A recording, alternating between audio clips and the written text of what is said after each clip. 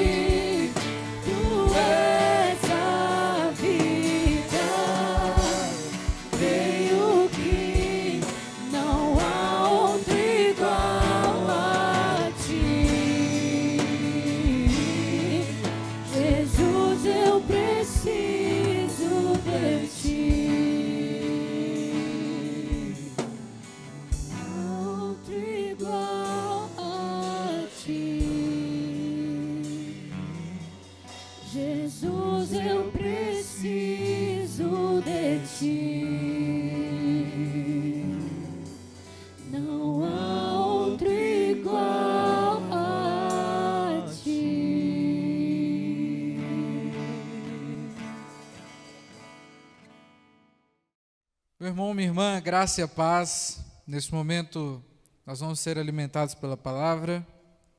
O culto em si, em todos os momentos, nós recebemos algo de Deus, mesmo que entreguemos algo a Deus como a adoração. Ainda assim, entregando a adoração a Deus, nós recebemos algo dele. E, de não diferente modo, nós agora iremos ouvir e ser alimentados mais um pouco, depois da palavra do pastor Pontes, no culto da maturidade, do Luciano, na escola dominical, e da pastora Maciel, no culto de celebração, hoje às 11 horas. Agora estou eu aqui para trazer a você, num âmbito, na mesma vertente, daquilo que foi trazido aqui para nós, caminhando assim em alinhamento, na palavra e na revelação.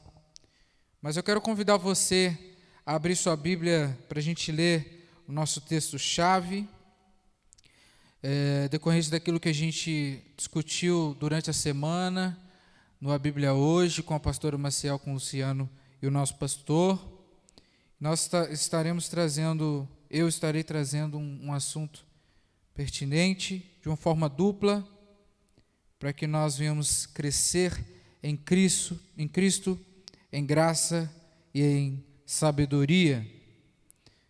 Mediante a isso, meu irmão e minha irmã, eu quero convidar você a abrir sua Bíblia no texto-chave, o qual nós estamos lendo, discutindo, sendo alimentados, que está no livro de Mateus, no capítulo 2, do versículo 13 em diante. Nós vamos ler do 13 em diante. Mateus, capítulo 2, versículo 13. Tendo eles partido, eis que apareceu um anjo do Senhor a José, em sonho, e disse: Dispõe-te, toma o menino e sua mãe, foge para o Egito e permanece lá, até que eu te avise, porque Herodes há de procurar o menino para matar. Dispondo-se ele, tomou de noite o menino e sua mãe e partiu para o Egito. E lá ficou até a morte de Herodes, para que se cumprisse o que fora dito pelo Senhor por intermédio do profeta: do Egito chamei o meu filho. Senhor, essa é a sua palavra, fale através dela aos nossos corações, em nome de Jesus. Nós estamos falando sobre um tema atual e pertinente, o refúgio profético, e também no seu âmbito material e social. Nós vemos que Jesus é o Deus refugiado.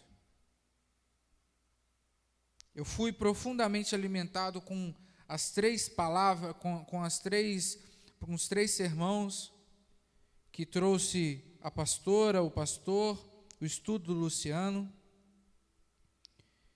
E é interessante porque quando eu olho para Jesus na sua humanidade, aquele que era Deus, o Deus humano, estava tendo que fugir de uma situação.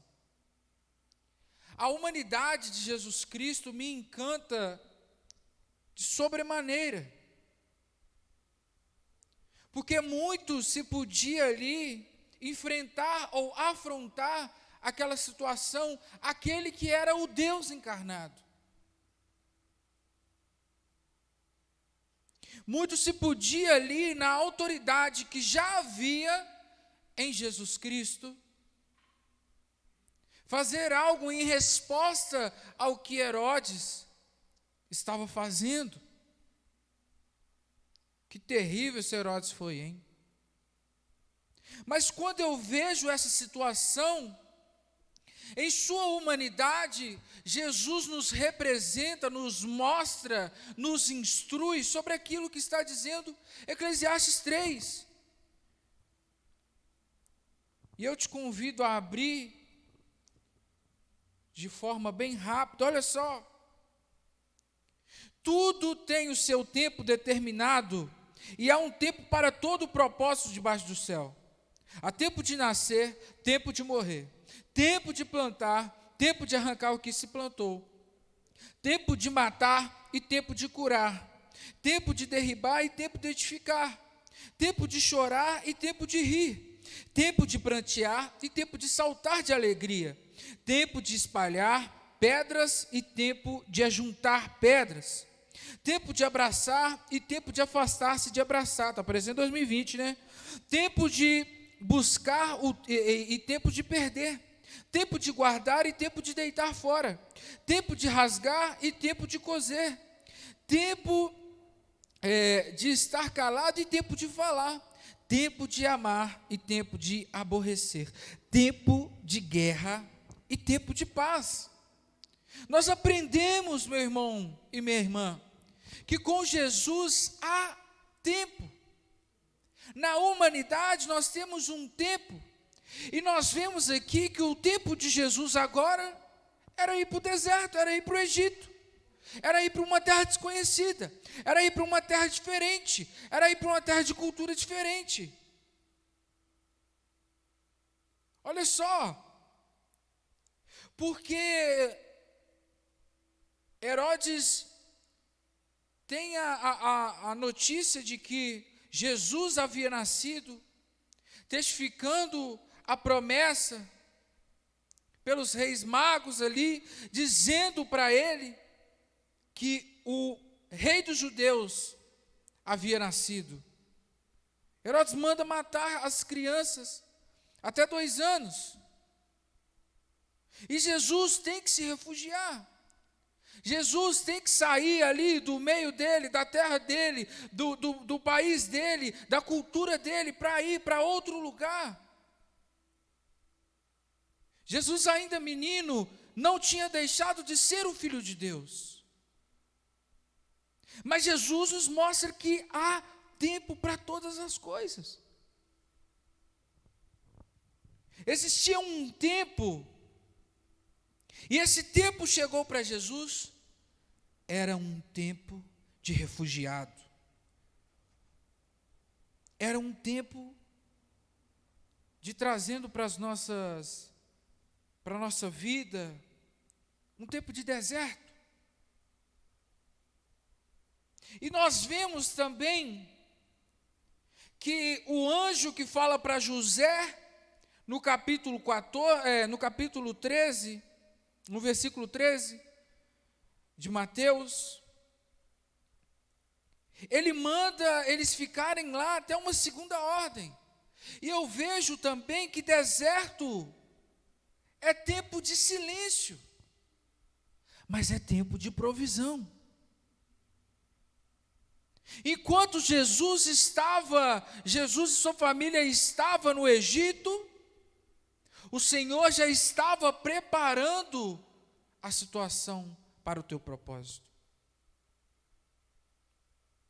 Mas, como o professor Luciano disse hoje, nós não temos a voz de José registrada. Nós não sabemos o que José falou, o que ele pensou, mas nós temos a atitude de José. E nós precisamos ter o coração confiante na promessa e no plano de Deus, como José teve. Porque talvez ele poderia pensar, esse menino não é o filho de Deus, para que ele tem que fugir? Esse menino não é o filho de Deus, quem que será capaz de se levantar contra ele? Mas José foi obediente. Porque o que prevalecia não era o que ele achava, mas o plano de Deus, o propósito de Deus.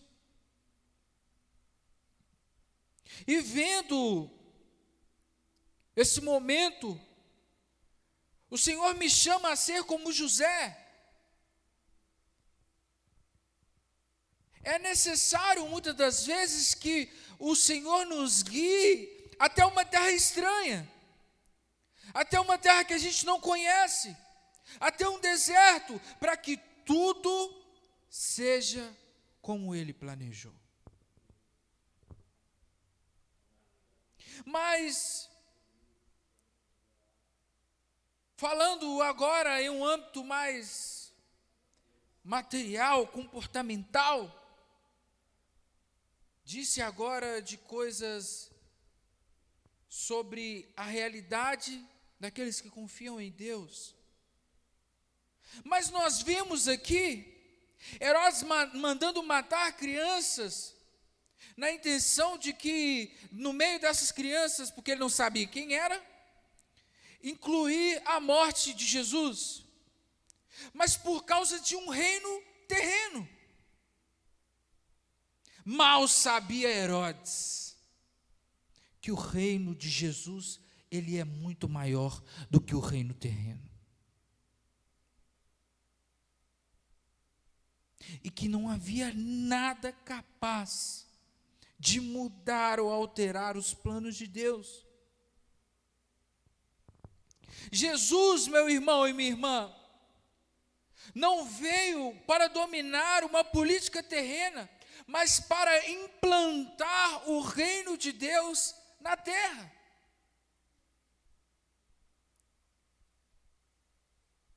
Trazendo mais a vertente daquilo que falamos muito na quarta-feira, nós precisamos entender que o reino de Jesus, ele não é terreno. Eu e você, nós somos embaixadores do reino dos céus. Nós somos representantes do reino dos céus. E o que nós vemos hoje é muitas pessoas preocupadas, muitos cristãos preocupados de forma exacerbada com a política terrena.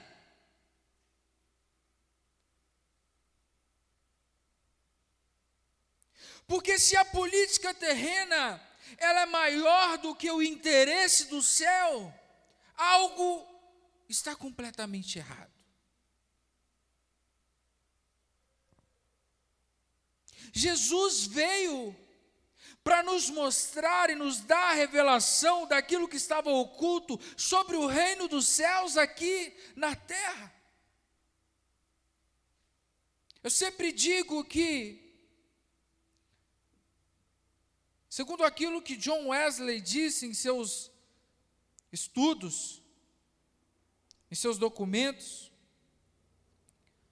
a religião tem, se não uma motivação na vida do ser humano. E aqui, quando eu falo de religião, eu falo de Jesus Cristo apenas.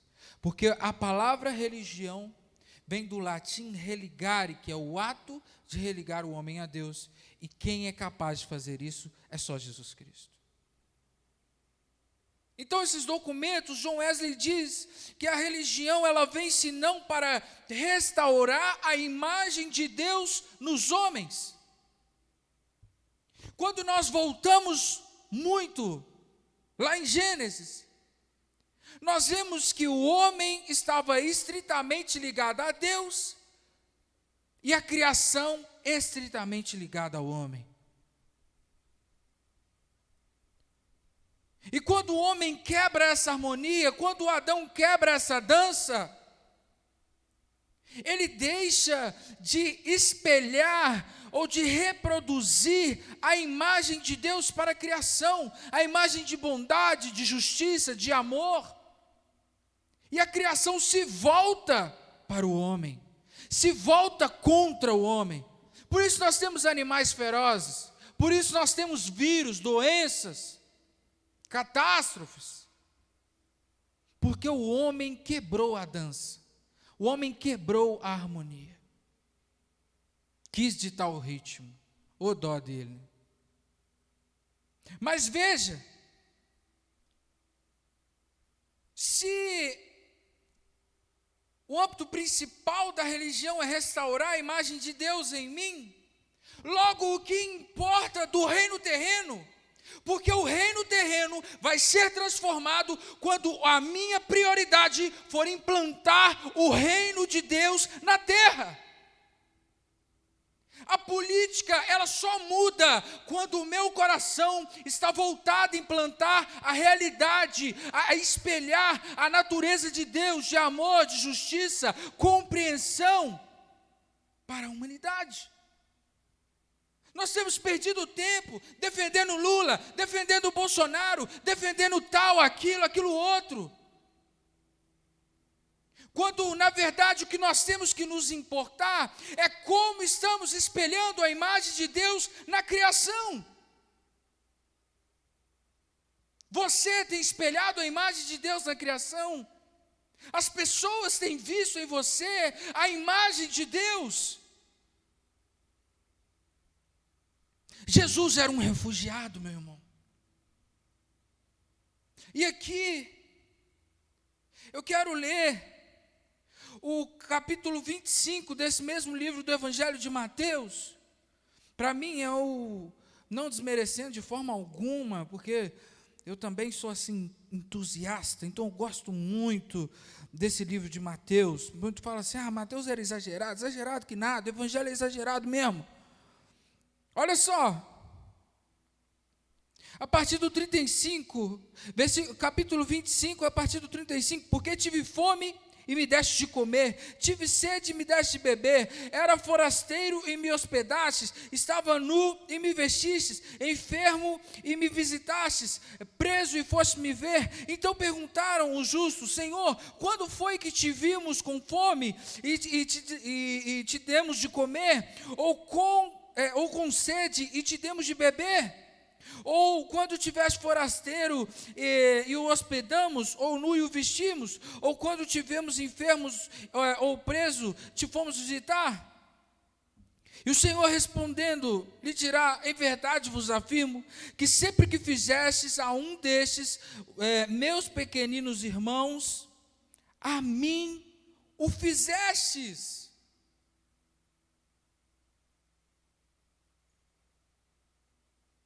Como tem sido a resposta da igreja mediante a sociedade? Eu tenho orgulho da igreja que eu sirvo, porque eu tenho visto a minha igreja, essa igreja, representar a imagem de Deus para a criação. Isso não é para a glória própria, isso não é para enaltecimento de nós, não, isso é tudo para a glória de Deus. Nós temos aqui doado cestas básicas, ajudado as pessoas. Isso aqui, ó, aqui para cá, isso aqui, ó. Isso aqui, ó, isso aqui não é para ficar bonitinho, não, meu irmão. Isso aqui é o reino de Deus, é a sustentação do reino de Deus. Samuel, mas eu não sei quem ajudar. Então aqui, ó, você está ajudando alguém, você está sustentando alguém. Qual é a nossa preocupação? Esses dias eu estou conversando com os meninos, a gente está fazendo algumas coisas na igreja, e a gente começou a falar sobre essas coisas de política, e aí eu virei e falei, cara, eu abri mão, porque se eu tentar entrar na política para resolver pelas minhas forças, pelaquilo que eu posso fazer diferente, pelaquilo que pode mudar, nada vai mudar. As coisas só vão mudar quando a igreja se preocupar com o reino dos céus estabelecido na terra. Aí o reino da terra só vai mudar quando o reino dos céus for totalmente palpável, totalmente, a gente vai conseguir enxergá-lo de forma nítida. Só assim o Brasil vai mudar, o seu estado, a sua cidade, o seu bairro, só assim as coisas vão mudar. Porque nós precisamos refletir a imagem de Deus.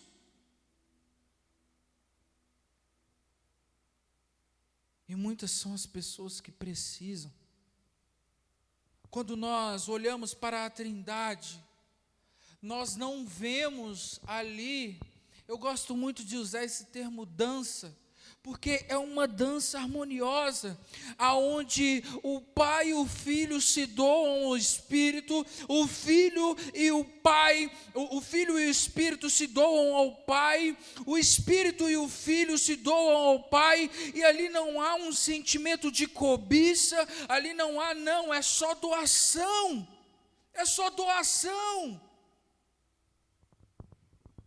O Senhor nos chama hoje a sermos doadores. O Senhor nos chama hoje a olhar para aqueles que precisam, a olhar com um olhar de amor, a olhar com um olhar de compaixão, a olhar para eles com um olhar de misericórdia.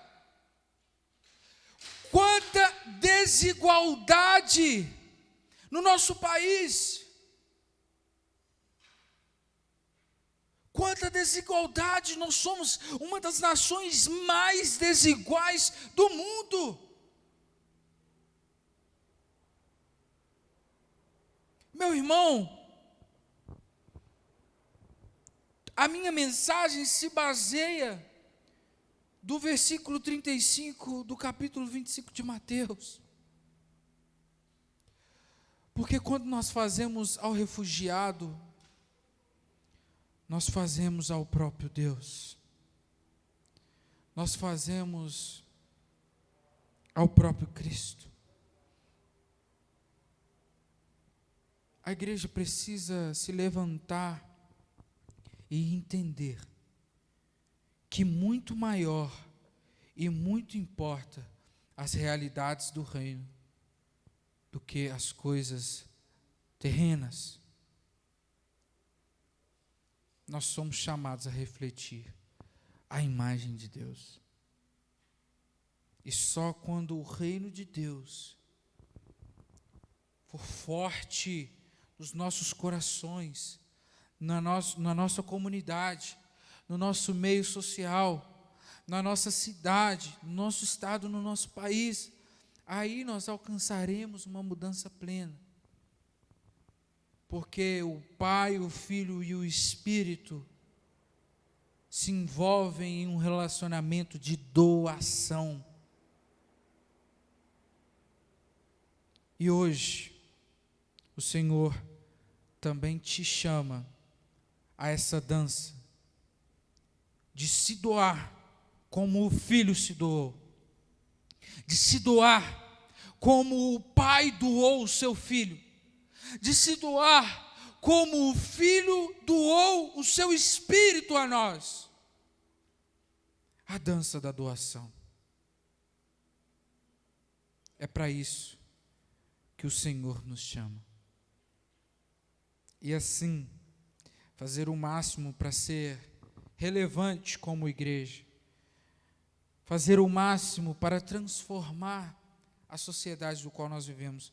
Meu irmão, a igreja metodista, a veia principal, a veia artéria da igreja metodista é social.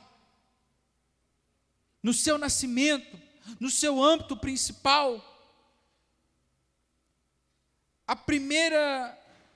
o primeiro objetivo da igreja metodista era ajudar a sociedade, era transformar a sociedade. O nosso lema é espalhar a santidade bíblica pelo nosso país, pelo nosso estado. Ser metodista, meu irmão e minha irmã, é refletir a imagem de Deus para a sociedade. Essa é a nossa veia artéria. E é para isso que a gente precisa se levantar. Porque Jesus diz que a religião pura e genuína é ajudar os pobres e necessitados. Que o Senhor fale ao teu coração e que essa palavra de alguma maneira ache guarita e que seu coração seja como terra fértil a receber essa palavra, a arvorecer e a frutificar em o nome de Jesus. Que Deus abençoe você. Seja a imagem de Deus na terra, seja a reflexão do Deus Todo-Poderoso. E nesse momento, eu queria chamar aqui a nossa garota PicPay para estar falando do nosso ofertório, dos nossos dízimos, como você pode contribuir, ajudar a essa obra, a essa igreja, ao reino de Deus, ao crescimento do reino de Deus. Então vem cá, Neide. A Neide, a garota do PicPay. Deixa eu pegar aqui, ó. Aqui. Boa noite, querida, paz e graça. Nós estamos aqui realmente desafiando a você. Muito mais do que só ouvir a palavra, nós temos que praticá-la como atos. E o metodismo, o evangelho, é ser generoso. E para ser generoso, nós temos que nos desafiar ainda a continuar sendo fiéis. Tanto nos dízimos, nas ofertas, tudo aquilo que nós fazemos é para a honra e glória do Senhor Jesus. E nós te convidamos agora nessa noite para que você pegue aí o seu celular, que você possa nesse momento ofertar. Você que tem um aplicativo do banco, você vai pegar os dados bancários aí que está na tua tela. É só você fazer essa transferência, é rápido. Ou você pode também, você que não tem esse aplicativo do banco no seu celular, você pode baixar no Play Store o aplicativo PicPay, e depois que você estiver dando todas as permissões, é só você posicionar aonde o Samuel mostrou para vocês, que é o QR Code. Esse código aí vai fazer com que você vá direto para que você oferte ou pelo boleto bancário, para você pagar esse boleto bancário, ou você vai poder colocar o seu cartão de crédito. Mais importante, seja fiel. Seja fiel no seu dízimo, na sua oferta, seja fiel à sua igreja, participe conosco, que seja relevante tudo aquilo que nós estamos fazendo aqui para a sua vida também e para outras vidas. Então, nós temos que o quê? Curtir, comentar e compartilhar. Não dá para a gente ficar com essa mensagem só para a gente, dá? Verdade. Se tem abençoado você, compartilha aí que vai abençoar outra pessoa, com certeza. Que Deus te abençoe, que essa semana seja uma semana de vitória para a sua vida, mas primeiro, semeie para que você possa colher também, querido. Que Deus te abençoe em nome de Jesus. E nós temos algo muito bacana, nós estamos na expectativa, né? Nós ainda estamos no dia de ontem, né? Acho que a carinha de todo mundo aqui está muito claro.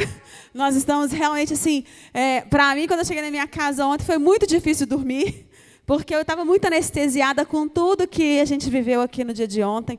Foi maravilhosa a participação de vocês, a participação das pessoas que estavam aqui, que se doaram. Eu quero repetir, tudo o que aconteceu aqui foi em forma de oferta, mas nós temos também que entender que nós estamos aqui para louvar e glorificar o nome do Senhor, mas nós estamos ainda precisando de orar, e oração é a chave da resposta. Então, sexta-feira, de 18 até as 0 horas, nós vamos ter a vigília de unidade regional.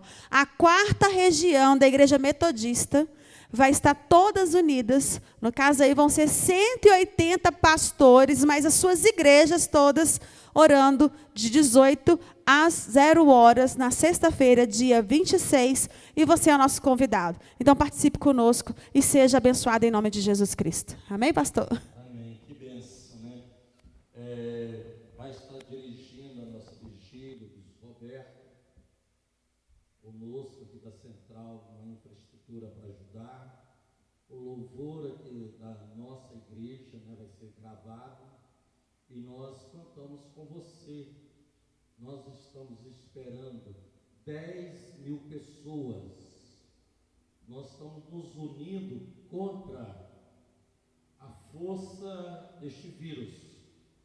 Irmãos e irmãs, nós estamos orando para que a gente possa entrar na reta final.